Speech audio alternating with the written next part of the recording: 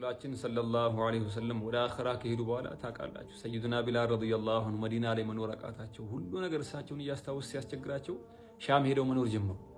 እዛ እየኖሩ ቀናቶች አልፈው ወራቶች አልፈው 6 ወር ሲሞላ አንድ ቀን ሌሊት ላይ ረሱላችን ሰለላሁ ዐለይሂ ወሰለም በመናም ይመጡና ማ هذه الجفوت ያ ቢላል ቢላል ይሄ ኩርፊያ ከየት የመጣ ነው? እንደው ማን ያስተማረ ይሄንን ኩርፊያ? እንዲህ እኮ ኩራፊ አልነበርክም አሏቸው። ሱብሃንአላህ አማ አነ ለካ አንተ ዙረና እንደው እኛን የምትዘይርበት ጊዜ አልቀረበም እንዴ? አልናፈቅንህም እንዴ ያ ቢላል ያሉ። እኛ እኮ አንተን ናፍቀናል እየጠበቅንህ ነው። ይሄው እኛ መተን ዘይርነህ እንዴት እንዘይረን ነው ሲሏቸው ሰይዱና ቢላል ረዲየላሁ ዐንሁ ደንግጠው ተነሱ። ሱብሃንአላህ ማልቀስ ጀመሩ። ወይኔ ጥፋት ረሱሉ ሰለላሁ ዐለይሂ ወሰለም እኮ ወቀሱኝ። ጓዛቸውን ጠቅለው መዲና መጡ። ረሱል ሰለላሁ ዐለይሂ ወሰለም ቀብረ ጠገብ ቁጭ ብለው እያለቀሱ እያለ ሐሰንና ሁሰይን ረዲየላሁ ዐንሁማ የረሱሉ ሰለላሁ ዐለይሂ ወሰለም የልጅ ልጆች ከሩቅያቸውና እየሮጡ ይመጣሉ። አጎታችን እያሉ ካዩአቸው ቆይቷል። በጣም ናፍቀዋል ወደሳቸው አጎታችን። እሳቸውም ተቀበሏቸውና አቅፈው እየሳሟቸው እያለ አጎታችን አሉ እነሱ ዛሬ ካንተ አንድ ነገር እንፈልጋለን፣ አንድ ነገር ልናስቸግርን የመጣን። ምን ነው እናንተ ጠይቃችሁኝ እምቢ ልል እችላለሁ እንዴ አሉ። ደግሞ ምን ማስቸገር ነው? ስለምን ማስቸገር ነው የምታወሩት አሏቸው። አጎታችን ለረሱል ሰለላሁ ዐለይሂ ወሰለም ለአያታችን አዛን ታደርግ እንደነበረው አዛን ልታደርግልን እንፈልጋለን፣ ያንተ ድምጽ ናፍቆናል አሏቸው። በይሳት ሰይዱና ቢላል ረዲየላሁ ዐንሁ ልባቸው እየታመመ እየከበዳቸው ግን የነሱን ትእዛዝ ምን ብለው ይጣሱ ፍላጎታቸውን እሺ ብለው ወጡ። ከፍታ ቦታ ላይ 30 ሲደርስ አዛኑን ጀመሩት። አላሁ አክበር ሲሉ ሱብሃንአላህ መዲና ተንቀጠቀጠች። ሴቶች ከቤቶቻቸው ወጡ፣ ወንዶች ከስራ ቦታ ከእርሻ ቦታ ሁሉ ወጣ። እንዴ ረሱል ሰለላሁ ዐለይሂ ወሰለም ተመለሱ እንዴ? ረሱል ሰለላሁ ዐለይሂ ወሰለም ተነሱ እንዴ ከሞት? ሱብሃንአላህ ደነገጠ ሰሃባ። እሳቸው አዛኑን ቀጠሉ። አሽሀዱ አን ላ ኢላሀ ኢለላህ አሽሀዱ አነ ሙሐመድን ረሱሉላህ ሲሉ ይህን መጨረስ አቃታቸው። እንዴት ብሎ የረሱልን ሰለላሁ ዐለይሂ ወሰለም ስም ይጥሩ አቃታቸው። እያለቀሱ አዛኑን አቋርጠው ወረዱ። ሰሃባ በዚህ ሰዓት አለቀሱ። ሱብሃንአላህ የታሪክ ዑለሞች ምን ይላሉ? መዲና ላይ ከረሱል ሰለላሁ ዐለይሂ ወሰለም ሞት ቀጥሎ እንደዛ ተለቅሶ አያውቅም ይላሉ። ሱብሃንአላህ አይደለም በሰዓቱ የነበሩ ሰሃቦች ይቅርና ከ1400 ምናምን ዓመት በኋላ የመጡ ሙስሊሞች ራሱ ስለ ረሱል ሰለላሁ ዐለይሂ ወሰለም ሞት ሲሰሙ በጣም ያዝናሉ፣ ልባቸው ይጎዳል። ታዲያ ሰሃቦች ራሳቸውን ቢስቱ ይገርማል። የነቢዩን ሰለላሁ ዐለይሂ ወሰለም ክብር፣ ዝና፣ ታላቅነት ጠላት መሰከረላቸው።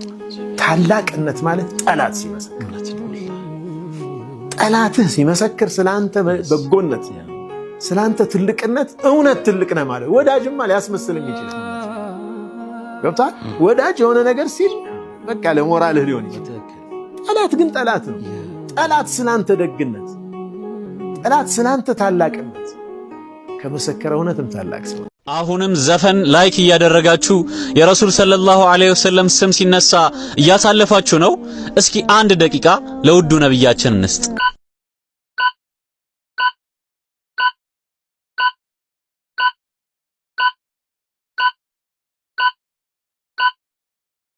አነስ ረዲየላሁ ዐንሁ እንዳስተላለፉት ነብዩ ሙሐመድ ሰለላሁ ዐለይሂ ወሰለም እንደዚህ ብለዋል።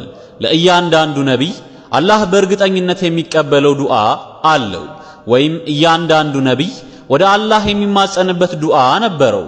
ዱዓውን በህይወት ዘመናቸው ተቀባይነት አግኝቷል። እኔ ግን ይህን ልዩ ዱዓዬን የቂያማ ቀን ለኡመቶቼ ለተከታዮቼ አማላጅ ለመሆን አቆይቼዋለሁ። በነቢይ አትጨክኑም አይደለ? አንድ ጊዜ ነቢይ አለይሂ ሰላቱ ወሰላም ወደ መስጂዳቸው መጡና ያ አቡበከር ና ከጎኔ አሉ። ያ ዑመር ና ከጎኔ ቁም አሉ። ከዛ ምን አሉ?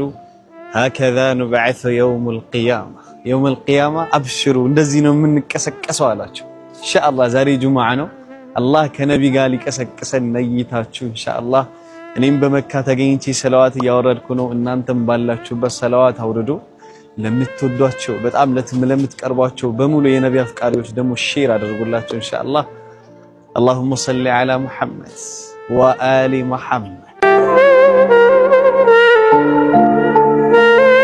እንዴት ይታይሻል? እንደዚህ አሁን በቁምሽ ተገንዘሽ እህታችን ገንዘሻል እኮ በቁምሽ እንዴት ይታይሻል? ባትሪ ራሱ እኮ ፈልገን አይንሽ የቱ ጋር እንዳለ አናውቀውም። አሰላሙ አለይኩም ወራህመቱላህ። እንደተመለከታችሁት ይህ መሀይም ዲያቆን ሙስሊም ሴት እህቶቻችን የተፈጥሮ ክብራቸውን አስጠብቀው ለመኖር ሲሉ የሚለብሱት ኒቃብ ላይ ሲያሾፍና ሲያላግጥ ሰምታችሁታል። ስለዚህ ዛሬ እንደዚሁ መሀይምነታቸው ላገጠጠባቸው ለእርሱና መሰል በጎቹ እንደለመድነው ሃይማኖታቸውን እያስተማርን የኒቃብን ጉዳይ እንደገና እንዳያነሱት የሚያደርግ የማይዳግም ምላሽ እንሰጣችኋለን። ኮፒ ሊንክ፣ ሼር፣ ሪፖርት ሲያደርጋችሁ እስከ መጨረሻው ተከታተሉት። እንግዲህ ሰው ሰራሽ የሆነውን የክርስትና ሃይማኖት የሰሩት ቅዱሳን የቤተክርስቲያን አባቶች ሴት ልጅ ከእግር ጥፍሯ እስከ ላይኛ ጸጉሯ ድረስ እንድትሸፈን በማዘዝ እንዴት እንደሚገንዟት አብረን እንይ፣ በራሱ አነጋገር ማለት ነው። በመጀመሪያ ላይ የምናገኘው አባት ክሌመንት ኦፍ አሌክሳንድሪያ ሲሆን ፔዳጎገስ ወይም ደግሞ በእንግሊዝኛው ዘ ኢንስትራክተር በተሰኘው መጽሐፉ ቡክ 3 ቻፕተር 11 ላይ እንዲህ ይለናል። ሌት ዘ ውመን ኦብዘርቭ ዚስ ፈርዘር ሌት ሄር ቢ ኢንታየርሊ ከቨርድ አንለስ ሺ ሃፕን ቱ ቢ አት ሆም። በተጨማሪም ሴቲቱ ይህን ትተግብር እቤት ውስጥ ካልሆነች በስተቀር ሙሉ በሙሉ ትሸፈን። ምን ትሆናለ?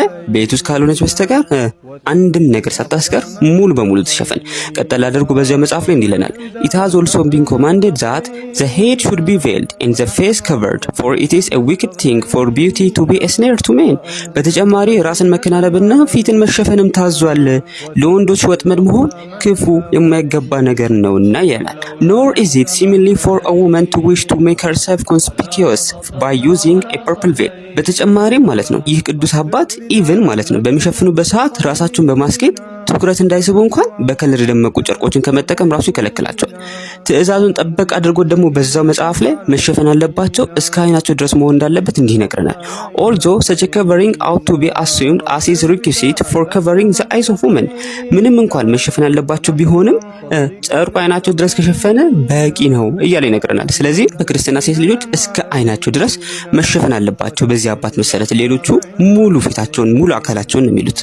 በሁለተኛ ላይ የምናገኘው አባት ደግሞ ተርቱሊያን ሲሆን ዘ አፓረል ኦፍ ውመን በተሰኘው መጽሐፉ ቡክ 3 ላይ የሴት ልጅ ሙሉ በሙሉ መሸፈን እግዚአብሔር ራሱ ግዴታ ያደረገው ነገር እንደሆነ እንዲህ እያለ ለሴቶች ይነግራቸዋል።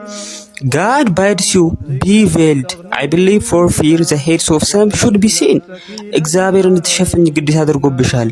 ይሄን ያደረገውም የሴቶች ጭንቅላት እንዲታይ ስለማይፈልግ ነው እያለ ሴት ልጅ በክርስትና መሸፈን ግዴታዋ እንደሆነ ይነግረናል ማለት ነው። በዚህ ምን እንረዳለን? ይህ ትእዛዝ የምርጫ ጉዳይ ሳይሆን እግዚአብሔር ያዘዘው ግዴታ ነው ማለት ነው። አሁን ላይ ያሉት ክርስቲያኖች ይህን ትእዛዝ ሽታውን እንኳን እንደማያውቁት ሁሉ በዚያ አባት ዘመን የነበሩ ሴቶችም ይህን ትእዛዝ ተነግሯቸው አልተገብሩም ሲሉ ተርቱሊያን የአረብ ሴቶችን እያሞገሰ ለምን እንደነሱ አትሆኑም እያለ የተቻቸው ነበር። የአረማውያን ሴቶች ፈራጆች ይሆኑባቸዋል። እነሱ ራሳቸውን ብቻ ሳይሆን ፊቶቻቸውንም ጭምር ሙሉ በሙሉ ይሸፍናሉ። መላው ፊታቸውን ለሕዝብ እይታ አሳልፈው ከመስጠት ይልቅ በአንዲት አይናቸው ብቻ አይተው በግማሽ ብርሃን መርካትን ይመርጣሉ እያለ የክርስቲያን ሴቶች አንተ እዛ ጋር የናከውን ልብስ የሚለብሱትን የአረብ ሴቶችን ልብስ እንዲለብሱ ቅዱስ አባትህ ይነግራቸዋል ማለት ነው። ታዲያ ግን ይህ ትእዛዝ ክርስቲያኖች እንደሚሉት በጸሎትና በጸሎት ቦታዎች ብቻ የተገደበ ነው? መልሱን እውቁ የቤተክርስቲያን አባት ቅዱስ ዮሐንስ አፈወርቅ በጳውሎስ ደብዳቤ ላይ ማለትም ሴት ልጅ ወይ ጸጉሯን ትሸፈን ወይ ትመለጠው በሚለው የጳውሎስ ትእዛዝ ላይ ኮሜንታሪ ሲጽፍ እንዲህ ብሎ በግልጽ ለሁል ጊዜ እንደሚያገለግል ነግሮናል። but the woman he Paul commands to be at all time covered። ነገር ግን ጳውሎስ ያዘዘው ሴት ልጅ ሁል ጊዜ እንድትሸፈን ነው በማለት ሆሚሊስ ኦን ዘ ኤፒስትልስ ኦፍ ሴንት ፖል ቱ ዘ ኮሪንቲያንስ በተሰኘው ጽሑፍ ላይ ጽፎ እናገኘዋለን። ችግሩ ግን እነዚህ አባቶች ይህን ትእዛዝ ሲያዙ አላህ በቁርአን ሱረቱል አሕዛብ አንቀጽ 59 ላይ ሴቶች እንዲሸፈኑ ሲያዝ ባዘዘበት የሴቶች ክብር የመጠበቅ በሚለው ሞቲቭ እንዳይመስላችሁ። ምክንያቱም እነዚህ ሰዎች ሴት ልጅ የወረደችና ዝቅ ያለች ፍጥረት አድርገው የሚመለከቱ ሰዎች ናቸው። ለምሳሌ የዚህ ትእዛዝ ዋና አቀንቃኝ የሆነው ተርቱሊያን ኦን ዘ አፓረል ኦፍ ውመን በተሰኘው መጽሐፉ ሴቶችን እናንተ የዳቢሎስ በሮች የኃጢአት በር ከፋቾች ሆናችሁ ሳለ ጭራሽ ራሳችሁን ማስጌጥ ታስባላችሁን እያለ ሴት ልጅ እንድትሸፈን ያዘዘው የተከበረችውን ክብሯ እንዲጠበቅ ሳይሆን በእሱ አመለካከት ዝቅ ያለች ስለሆነች አይገባትም በሚል ነው። ትክክለኛ ገናዦች ማን እንደሆኑ የራስህ አባቶች እንደሆኑ አሁን የተማርክ ይመስለኛል ዲያቆን። ሰላም አለይኩም ወራህመቱላህ። አሁን ከምነግራችሁ 3 ተግባራቶች ውስጥ አንዱን እየፈጸማችሁ ካላችሁ ሙስሊም አይደላችሁ። ይህ ቪዲዮ ለሙስሊሞች እጅግ በጣም ወሳኝ ነው። ቪዲዮውን በደንብ ሼር፣ ኮፒ ሊንክ፣ ዲዩት ሪፖስት አድርጉ። በእናንተ ምክንያት አንድ ሰው ቢስተካከል እስከ መልቂያማ አጅሩን አብረን እንካፈላለን። መጀመሪያውና አንደኛው ሽርክ ነው። ሽርክ ማለት ደግሞ ከአላህ Subhanahu Wa Ta'ala ጋራ ሌላን አካል ማያያዝ ነው። ብዙ ጊዜ ሙስሊሞች ለሞተ ሰው ቃል ሲገቡና መስዋዕት ሲያቀርቡ ተመልክተናል። ይህ ደግሞ ሽርክ ላይ ይጥለናል። አላህ Subhanahu Wa Ta'ala ብቻ ነው ዱዓችንን የሚቀበለን እንደዚሁም ደግሞ ምኞታችንን የሚያሳካልን። ሁለተኛ ባንተና በአላህ መካከል አማላጅ ማስቀመጥ። በእስልምና አላህን ሱብሓነሁ ወተዓላ ቀጥታ ማናገር ትችላለህ። ስለዚህ አላህን ሱብሓነሁ ወተዓላ ለማግኘት ምንም አይነት ልፋት አይጠበቅብህም። አላህን ሱብሓነሁ ወተዓላ በቀጥታ አናግረው፣ በቀጥታ ለምነው። ሶስተኛ የሙሽሪኮችን ክህደት መጠራጠር። አንድ ሰው ከአላህ ሌላ ማንኛውም ነገር የሚያመልክ ከሆነ ነገር ግን ክህደታቸውን ትጠራጠራለህ፣ እውነት ሊሆኑ ይችላሉ ብለህም ታስባለህ። ይህም ከእስልምና ሊያስወጣ ይችላል። በህይወት እያላችሁ እነዚህ 3 ተግባራት እየፈጸማችሁ ካላችሁ ምናልባት ከእስልምና ወጣችሁ ሊሆን ይችላል። ነገር ግን አላህ Subhanahu Wa Ta'ala እጅግ በጣም አዛኝና ማህሪ የሆነ ጌታ ነው። ተውበትንም ተቀባይ የሆነ ጌታ ነው። ስለዚህ ከመሞታችሁ በፊት ወደ አላህ Subhanahu Wa Ta'ala መመለስ አለባችሁ። ክረምቱን ሸኝተን ወደ አዲስ ዓመት ስንደረደር ላሳለፍነው ጊዜ ግሩም የተውበት እድል የ2018 የመጨረሻ ዘመን የክረምት የኡምራ ፓኬጅ እነሆ ቀረበሉ። በአራት ካታጎሪዎች ኖርማል፣ ስታንዳርድ፣ ቪአይፒ እና ቪቪአይፒ ባዋቀረ በዚህ ልዩ ፓኬጅ ተወዳጅ ከሆኑ 3 ኡስታዞች ጋር በኡስታዝ መሐመድ ፈረጅና በኡስታዝ ሰመረ ተክሬ እየተመራ በመካና መዲና እንቆያለን። እንደ ፍላጎቱ በነሐሴ 19 እና በነሐሴ 21 ተጉዘው በነሐሴ 30 እና በጳጉሜ 2 የሚመለሱበት ከሐረም ፊት ለፊት በሚገኝ ኢንተርናሽናል ማረፊያና ቁርስን አካቶ የተሟላ አገልግሎትን ያገኛሉ። ለመመዝገብ ከታች ያለውን ስልክ ቁጥር ይጠቀሙ። ሊንክ ትራቨል። እኛ ሙስሊሞች ሁሌም ልንረሳው የማይገባ እስልምና ዓለም ላይ ለመስፋፋት ምክንያት የሆነ አንድ ትልቅ ጉዳይ አለ። አማና። ነብዩ ሰለላሁ ዐለይሂ ወሰለም አሳዲቁል አሚን ነው ስማቸው። ከሪሳላውም በፊት ከመላካቸውም በፊት መሰየሚያቸው አሳዲቁል አሚን፣ እውነተኛውና ታማኝ። ያ እውነተኝነትና ታማኝነት ለሚያሳድዷቸው፣ ለሚገድሏቸው፣ ከሀገራቸው ለሚያስወጧቸውም ሰዎች የደረሰ ታማኝነት። እንዲህ ያባረሯቸው፣ እንዲህ ያሳደዷቸው ነብዩ ሰለላሁ ዐለይሂ ወሰለም ዘንድ ግን አማና ያስቀምጡ፣ ንብረታቸውን አደራ የሚያስቀምጡት እሳቸው ጋር ነው። አንድ ይህንን ነጥብ ያዙልኝ።